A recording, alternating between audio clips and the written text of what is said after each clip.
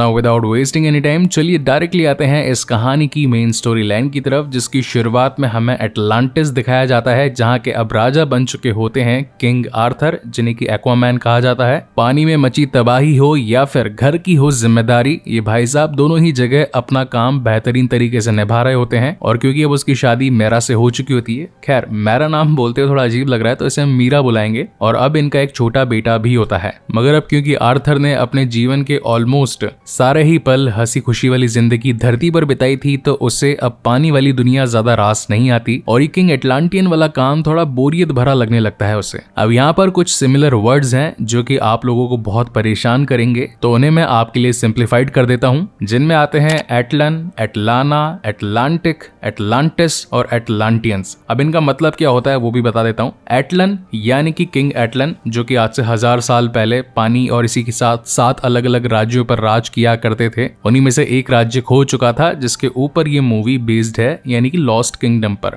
एटलाना जो कि अभी आर्थर की मम्मी है, उन्हें क्वीन एटलाना के नाम से भी जाना जाता है। इनकी शादी एटलन के ही घराने में ऑर्वेस नाम के एक एटलांटियन से हुई थी, तो इस वक्त वो भाई साहब किंग थे, तो एटलाना बन जाती है क्वीन। एटलांटिक जो कि नॉर्मली एटलांटिक ओशन है। एटलांटिस जो कि है द किंगडम ऑफ एटलांटिस। इसी के साथ बताता चलूं कि ये मूवी जो है टोटल 7 राज्यों में डिवाइड हो चुकी थी, तो उनके नाम क्या हैं। नंबर 1 पर आता है एटलांटिस, जैसे कि किंगडम ऑफ एटलांटिस भी कहा जा सकता है। फिर किंगडम ऑफ जेबल, जिन्हें चला रहे होते हैं राजा नेरियस, जिनकी फोटो यहाँ पर है, और ये मीरा के पप्पा भी हैं। फिर आता है द किंगडम ऑफ ट्रेंच, सारे हैवान शैतान सब यहीं पर बसते हैं, अंधेरों के राजा कहलाते हैं। फिर आता है किंगडम ऑफ फिशरमैन, फिर आता है किंगडम ऑफ ब्राइन। छठे नंबर पे है द मिसिंग किंगडम, जिसे कि हमने फर्स्ट पार्ट में देख लिया था, वो पूरी तरीके से रेगिस्तान में बदल गया था और इन लोगों के बढ़िया बढ़िया हथियार भी यहीं पर ही बनाए जाते थे, जैसे कि किंग एटलन का ट्राइडेंट, हिंदी में त्रिशूल कहते हैं वैसे। और 7वें नंबर पे होता है द लॉस्ट किंगडम, जिस पर आज हम बात करने वाले हैं। और हाँ, लास्ट वर्ड तो बताना ही भूल गया, एटलांटियंस, मतलब कि जो भी लोग एटलांटिक ओशन के अंदर रहते हैं तो वो कहलाते हैं एटलांटियंस। और हाँ, इंसानों की आंखें पानी में अगर देखेगी तो उन्हें सब कुछ अंधेरा ही अंधेरा नजर आएगा, अंधेरा कायम रह के रिलिश टाइप। लेकिन एटलांटियंस जो भी हैं उन्हें पानी की हसीन रंगीन दुनिया दिखाई पड़ती है अपनी नजरों से,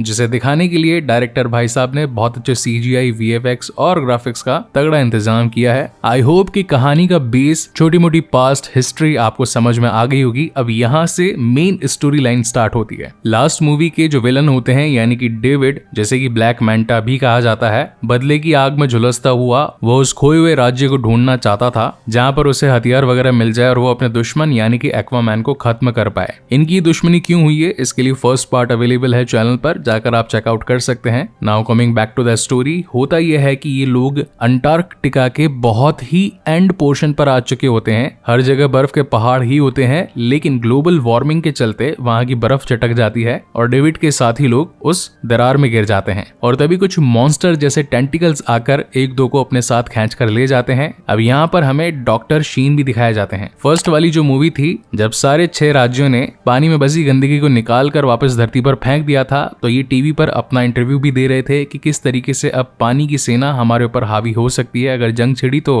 हालत खराब हो जाएगी। तो फर्स्ट मूवी के पोस्ट क्रेडिट सीन में भी अब वो मिल चुके होते हैं ब्लैक मैंटा के साथ में, इसीलिए यहाँ पर ये सेकंड मूवी में दिखाए गए हैं। इस खबर को मिलने के बाद में तो डेविड भी वहां तक पहुंच चुका था, लेकिन यहाँ पर इन लोगों के सामने नजारा कुछ और ही बता रहा था। बहुत सारे ऐसे लोग जो कि दानव में बदल चुके थे और ये वही खोया हुआ 7वां राज्य था जिसे कि द लॉस्ट किंगडम कहा जाता है। इन लोगों ने अब उसे ढूंढ लिया था, मगर इसी के साथ उसे एक चीज और मिलती है और वो होता है ब्लैक कलर का ट्राइडेंट, जिसमें बसी होती है काली ताकतें। इसे जोड़ते के साथ ही डेविड कनेक्ट हो जाता है एक काली ताकत कॉडेक्स के साथ में। कॉडेक्स जो कि इस 7वें राज्य का मालिक था और किंग एटलन का भाई भी था। इनके बीच में चली एक जंग की वजह से किंग एटलन ने उसे हमेशा के लिए यहाँ पर बंद कर दिया था और अब वो अपनी सत्ता को वापस पाना चाहता है, जिसमें डेविड उसका सलार बनेगा। सिर्फ इस सलार से मुझे याद आया कि ऑलरेडी इस मूवी को भी हमने एक्सप्लेन कर दिया है, रिव्यू भी अवेलेबल है, इनफैक्ट ट्रेलर का रिव्यू भी अवेलेबल है। तो जो भी आप देखना चाहें अपनी कन्वीनियंट के हिसाब से देख सकते सकते हैं। जिसके बाद सीन शिफ्ट होता है आर्थर पर, जो कि अपने बच्चे के डायपर वगैरह बदल रहा होता है और इसी के साथ अपने पापा टॉम के साथ बातचीत भी कर रहा होता है और कहता है कि क्या मैंने भी आपको बचपन में इतना परेशान किया था।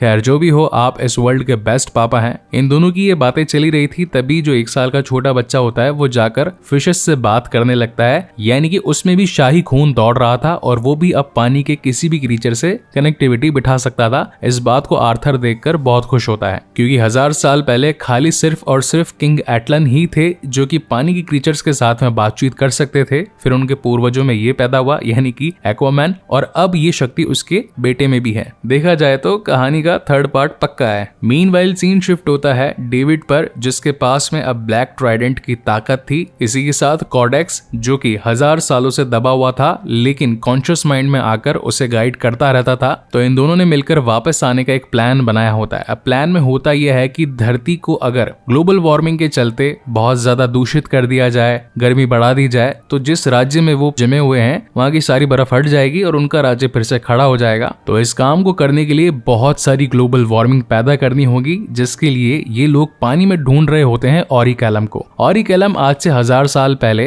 ये सारे एटलांटियंस ही यूज किया करते थे। ये एक ऐसा सब्सटेंस था जिसकी वजह से हाइपर टेक्नोलॉजी वाले स्ट्रक्चर्स, टॉप पावर के वेपन्स और भी कई सारी चीजें क्रिएट की जा सकती थी। इसे आप MCU वाला वाइब्रेनियम समझ सकते हो या फिर एक्समैन वाले यूनिवर्स से एडमेंटियम समझ सकते हो। तो DCEU के यूनिवर्स का ये हो गया ऑरिकैलम। अगर इसे भारी मात्रा में यूज किया जाए, भट्टी में जलाया जाए, तो ये धरती पर तगड़ी मात्रा में ग्लोबल वार्मिंग फैला देगा। लेकिन ये ऑरिकैलम बहुत ही लिमिटेड प्लेसेस पर था, जिसे कि अब एटलांटियंस यूज नहीं करते थे। उन्हें मालूम चल गया था कि इसका यूज करने पर हालांकि तरक्की तो हो जाती है, लेकिन उससे पानी में, धरती पर, आकाश में हर जगह बहुत ज्यादा प्रदूषण होता है। तो उन्होंने उसे वॉल्ट्स में छिपा दिया, 12 अलग अलग। तो डेविड भैया हर महीने एक जाते थे, वॉल्ट को खोलते थे, चुराते थे और ऑरिकैलम को जलाकर प्रदूषण फैला रहे थे। और इस बार जो वॉल्ट इन्होंने खोला था, ये आता है एक्वामैन के अंडर वाला वॉल्ट। तो चोरी करते हुए भाई साहब पकड़े जाते हैं। एक्वामैन की डेविड के साथ फाइट होती है, बहुत तगड़े धुआंधार CGI का यूज हुआ है। लेकिन इस बार ब्लैक मैंटा के पास नेक्रेस पावर, यानी कि कॉडेक्स की आत्मा वाली ताकत भी होती है, तो वो आराम से उसे धूल चटा देता है। इनकी शिप वगैरह भी तबाह कर देता है, बहुत सारे लोगों को भी जान से मार देता है और चुरा करके ऑरिकैलम को एक सीक्रेट प्लेस पर ले जाता है। जिसके बाद सारे सी लेवल मेंबर्स की मीटिंग होती है कि भैया डेविड आया, माल चुरा करके ले गया, लेकिन कहां लेकर के गया इस बारे में इन्हें कोई इन्फॉर्मेशन नहीं होती है। जहां पर आर्थर इनको ये सुझाव देता है कि पानी की दुनिया के बारे में ऑर्म, यानी कि मेरा छोटा भाई, वो मुझसे ज्यादा जानता है, तो उसे मालूम होगा कि ऐसे छटे हुए बदमाश कहां पर जाते हैं और ये काम कहां से एग्जीक्यूट हो सकता है। तो उससे बातचीत करने के लिए उन्हें द मिसिंग किंगडम में जाना पड़ेगा। हालांकि बाकी 6 राज्यों में जो डील हुई थी उसके अकॉर्डिंग ऑर्म को अब नहीं छोड़ देना चाहिए था, क्योंकि वो आएगा फिर तबाही फैलाएगा। उसने द फिशरमैन किंगडम के मेन लीडर को भी जान से मार दिया था।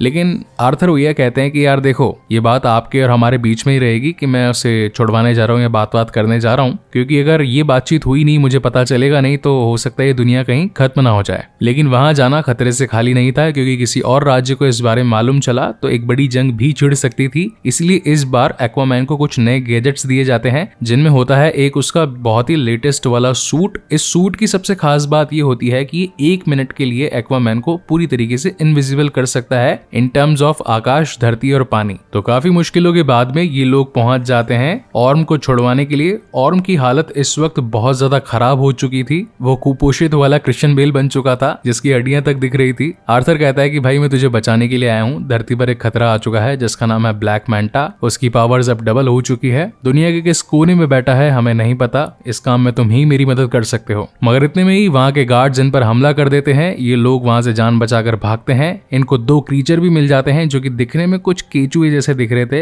हाथ पैर बड़े ही ज़ॉम्बी जैसे थे और फेस इनका ड्रिलिंग वाला था, मतलब चट्टान और मिट्टी में आराम से छेद कर सकते थे। तो उनकी मदद से ये दोनों भागते हुए उन गार्ड से दूर पहुंच जाते हैं। लेकिन तब तक गार्ड्स की संख्या बढ़ चुकी थी। उनके पास में भी वही वाले क्रीचर होते हैं, तो ये लोग झगड़ा करने के लिए आ जाते हैं। लेकिन इसी बीच ऑर्म को मिल जाता है समुद्र का पानी, और जैसे ही भैया को पानी मिलता है वो बन जाते हैं ऋतिक रोशन। मतलब ये पानी वाले क्रीचर हैं, तो पानी को छूते हैं तो इनके घाव वगैरह भर जाते हैं। ये लोग अच्छे तरीके से हील हो जाते हैं, इनकी बॉडी वापस से रिकवर हो जाती है। फिर एक शानदार धुआंधार फाइट होती है और अब ये लोग मैंटा की इंफॉर्मेशन निकलवाने के लिए पहुंचते हैं पानी के अंडरवर्ल्ड में, जहां पर इन्हें मिलता है दाऊद इब्राहिम। मजाक कर रहा हूं, मतलब पानी का कोई क्रीचर, जिससे ये मालूम होता है कि इस वक्त ब्लैक मैंटा कहाँ पर मौजूद होगा। ये सीन सचमुच बहुत बढ़िया था। इस वक्त इस मूवी में पानी की हसीन दुनिया दिखाई जाती है, पूरा क्लब का सीन होता है, लोग मतलब कि पानी के क्रीचर डांस वगैरह कर रहे होते हैं। खैर अभी तो ये हॉल प्रिंट है, इसमें ज्यादा मजा आएगा नहीं, लेकिन जैसे इसका 1080p या फिर 4K वाला प्रिंट आ जाएगा, उसमें जब एक्सप्लेनेशन होगी तो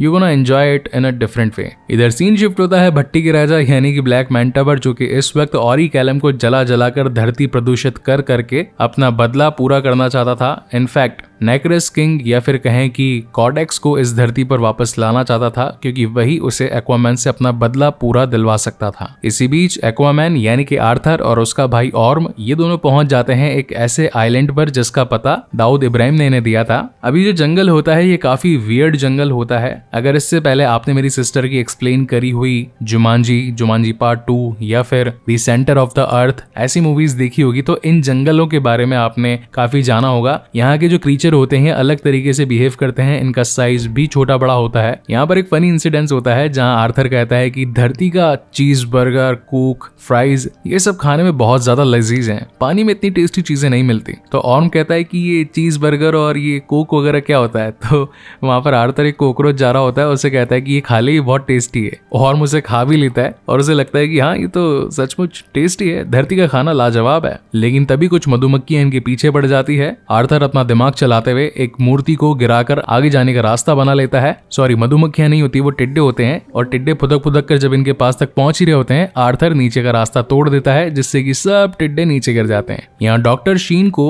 ब्लैक मैंटा के बारे में सच्चाई मालूम चल जाती है कि वो नेक्रेस से अपनी काली ताकतों को मंगवा रहा है, कॉडेक्स उसके साथ मिला हुआ है, ये लोग पूरी धरती को खत्म कर देना चाहते हैं, इसलिए कहीं ना कहीं अब वो बैकआउट करना शुरू कर देता है। इन बिटवीन ये दोनों भाई लोग यहाँ पर पहुंच जाते हैं, तगड़ी फाइट होती है। फाइट सच में बहुत लंबी है, बहुत बढ़िया है, अच्छी CGI का यूज हुआ है। इस फाइट को एक्सप्लेन करूंगा तो कॉपीराइट क्लेम आ जाएगा। सो डायरेक्ट आते हैं मेन कंक्लूजन पर। हुआ ये था कि आज से 1000 साल पहले ये जो दो भाई होते हैं कॉडेक्स और एटलन, एक को राज्य मिल चुका था एटलांटिस, जिसे कि अपनी ट्राइडेंट की मदद से किंग एटलन ने बहुत ज्यादा समृद्ध, बहुत ही बढ़िया हाईटेक बना दिया था। वहीं ज्यादा ताकत पाने के चक्कर में कॉडेक्स ने काली किताबें पढ़ना स्टार्ट कर दिया था, काली ताकतों से नाता जोड़ लिया था, जिसमें नेक्रेस नाम की एक पावर होती है, ब्लैक पावर कह सकते हैं इसे। अब वो बस जाती है कॉडेक्स के अंदर और वो बन जाता है तमराज किल्विश, मतलब काली ताकतें आ जाती है उसमें, और वो अपने पूरे साम्राज्य में उस ताकत को फैला देता है। सभी जो लोग इंसान जैसे दिखाई देते थे अब वो हैवान बन चुके थे, जिसके बाद में सत्ता हथियाने के चक्कर में वो किंग एटलन से भिड़ चुका था। एटलन ने उसे खूब मारा, खूब पीटा और अपने खून की बूंद से उसे हमेशा के लिए यहाँ पर कैद कर दिया और इस राज्य का नाम पड़ गया द लॉस्ट किंगडम। लेकिन आर्थर एक शाही खून था, फाइट के दौरान उसका खून पड़ जाता है वहां के मोटे सारे ताले पर, और ताले में खून जाते ही नेक्रेस भैया यानी कि हमारे कॉडेक्स आजाद हो जाते हैं। लेकिन आर्थर भैया के पास में था अपने पप्पा जी का, मतलब कि पूर्वज वाला ओरिजिनल ट्राइडेंट, जो कि बहुत ज्यादा ताकतवर मजबूत था, तो वो ब्लैक ट्राइडेंट को तोड़ देते हैं। इसी बीच यहाँ पर ऑर्म पहुंच जाता है और उस ब्लैक ट्राइडेंट को उठा लेता है। कॉडेक्स आकर उसे भी अपनी टीम में मिल जाने को कहता है कि अगर तू हमारे अंदर मिल गया तो सातों के 7 राज्य तेरे हो जाएंगे, महान शासक बन जाएगा और अपने भाई को हटा दे लाइन से। लेकिन आर्थर उसे अपनी मम्मी की कसम याद दिलाता है कि मम्मी ने कहा था कि दोनों भाई साथ साथ में जाएंगे, सारे काम करेंगे, दुनिया को बचाएंगे और वापस आ जाएंगे। मम्मी की कसम याद कर। ओके, सो क्या आप भाइयों में भी बहुत बार मम्मी की कसमें आई हैं? अगर आई हैं तो प्लीज कमेंट सेक्शन में जरूर बताइएगा। खैर मम्मी के आगे किसकी टिक पाती है, तो यहाँ पर ऑर्म उन काली ताकतों को छोड़ देता है, भाई का साथ देता है, और अब डेविड में वो पावर रह नहीं चुकी होती है, तो वो बिल्कुल इंसान बन चुका होता है, एक्वामैन के आगे टिक नहीं पाता। इनफैक्ट अब वो एक चट्टान से लटक रहा होता है, तो आर्थर भैया हाथ आगे करते हैं कि आजा तेरी जान बचा लेता हूँ, तेरे पापा जी की लास्ट टाइम जान बचाई नहीं थी मैंने, तो आज तक तू गुस्से में घूम रहा है।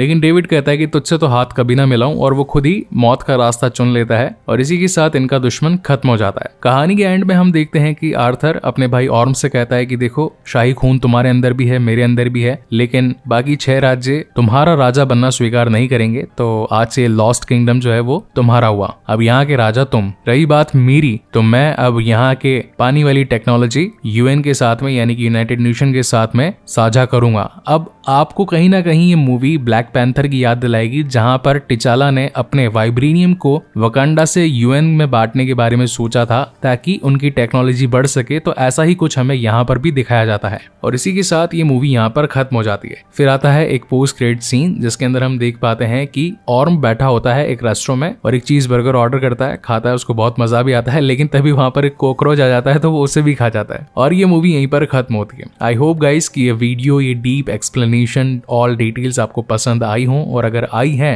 तो प्लीज इस वीडियो को लाइक, कमेंट, शेयर जरूर कीजिएगा और अगर पहली बार इस चैनल पर आए हैं तो इसे सब्सक्राइब भी कीजिएगा क्योंकि हम लेटेस्ट रिलीज्ड मूवीज को लाते रहते हैं एज